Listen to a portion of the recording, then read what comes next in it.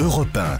Le grand direct des médias, Jean-Marc Morandini. Et le fait média du jour, c'est donc Nicolas Bedos qui se retrouve une nouvelle fois dans la rubrique Faits divers. L'humoriste a été arrêté hier pour conduite de son scooter en état d'ivresse. On vous le racontait d'ailleurs dès 9h dans cette émission. Une frasque de plus pour le fils incontrôlable du showbiz. Bastien Millot, bonjour. Bonjour. Vous êtes notre expert en communication et médias. Alors d'abord, on va revenir sur les faits et sur ce qui s'est passé. Oui, ça a été relaté par une très sérieuse dépêche de l'agence France Presse hier soir, donc on peut ne pas parler au conditionnel, mais tout à fait précis.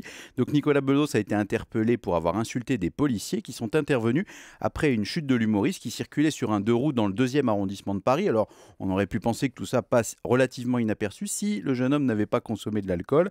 Et une source proche de l'enquête, on reviendra dans quelques instants, Jean-Marc, sur cette notion de source parce qu'elle est intéressante pour décrypter en termes de communication, affirme même qu'il avait un taux d'alcoolémie de 0,89 mg d'alcool par litre d'air expiré. Le taux légal est de 0,25 et qu'il a donc été placé en cellule de dégrisement après son arrestation, puis en garde à vue et enfin libéré. Il va donc être convoqué en février 2014 pour comparaître au tribunal correctionnel afin d'être jugé notamment pour conduite en état d'ivresse et outrage. Alors ce qui est intéressant au-delà du fait divers dans la dépêche AFP publiée hier soir, c'est qu'à plusieurs reprises on peut lire cette notion de source présentée comme concordante ou proche de l'enquête qui donne beaucoup de détails sur la scène, et nos auditeurs doivent savoir que lorsqu'une personnalité connue est arrêtée dans une situation gênante pour elle, comme celle de Nicolas Bedos, eh bien certains policiers n'hésitent pas à passer un coup de fil directement aux rédactions pour avertir les journalistes de cette sorte de pêche miraculeuse.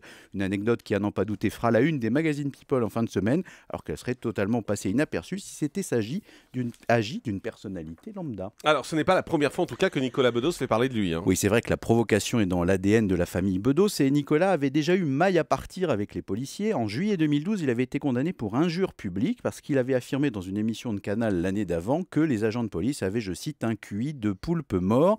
Sur le plateau, il était revenu sur une précédente arrestation pendant laquelle il avait déjà passé 2 nuits en cellule de dégrisement avec ce qu'il avait qualifié de flic odieux et qu'il avait traité d'abruti, voyou en uniforme, racaille, tombé du beau côté.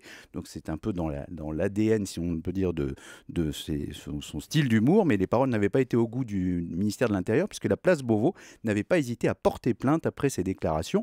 Donc cette provocation, c'est un peu sa marque de fabrique. On sait qu'il est un habitué du buzz et des déclarations tonitruantes. Tout ça fait les délices du web et de la presse People, tout en le confortant dans son rôle de cible privilégiée du monde policier. Alors on se souvient que d'autres personnalités ont défrayé la chronique par le passé. Oui, alors ce qu'on appelle les enfants terribles dans les people ou les médias, c'est une catégorie un peu à part et certains en ont fait une marque de fabrique qui leur a plutôt réussi. On peut notamment penser à Frédéric Becbédé qui en février 2008 avait interpellé lui en sniffant de la cocaïne sur le capot d'une voiture. Il avait raconté cet épisode dans son livre, un roman français qui lui avait valu le prix Renaudot en 2009. Le livre, pas le fait d'avoir... non, voilà, vous faites bien de le préciser, on n'a pas encore de prix littéraire en sniffant de la cocaïne. Quoique, il y a certains auteurs, à mon avis. À titre personnel, je ne connais pas. Donc voilà. En tout cas, c'était aussi le cas de Sami Nasseri, je vous assure que c'est vrai, qui lui a été à plusieurs reprises abonné à la rubrique des faits divers plus qu'au plateau de cinéma et qui a été récemment notamment condamné pour dégradation et violence volontaire. Donc on le voit, Jean-Marc, en termes d'image, ces frasques, elles font partie intégrante du personnage médiatique avec le buzz qui l'accompagne, évidemment la polémique garantie. De quoi nous faire méditer ce matin une citation de Guy Bedos qui parle de la notoriété. La célébrité n'est pas facile à assumer, je ne vois rien de pire, si peut-être l'anonymat. Merci beaucoup Bastien Millot.